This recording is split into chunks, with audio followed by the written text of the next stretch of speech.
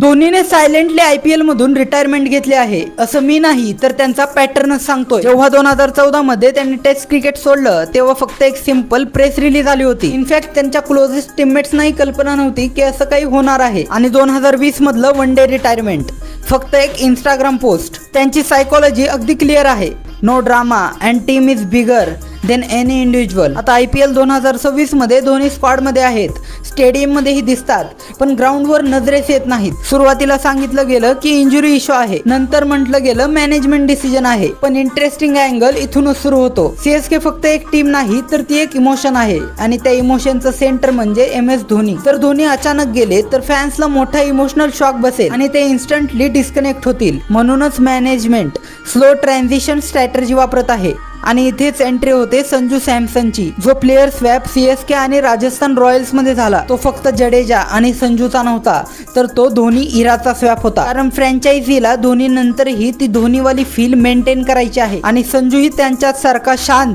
काम आणि compose player आहे, ज्याला फॅन्स नेक्स्ट इरा लीडर म्हणून पाहत आहेत। कदाचित धोनी ऑफिशियली रिटायर झाले नसतील, पण त्यांचा मास्टर प्लॅन आधीच एक्झिक्यूट झाला आहे। ते सायलेंटली बॅकग्राऊंड मध्ये गेले आहेत आणि CSKचं व्हर्जन 2.0 आता बूट होत आहे। कमेंट मध्ये सांगा की धोनी खरंच रिटायर झालेत की पुढचा सीझन खेळणार आहेत।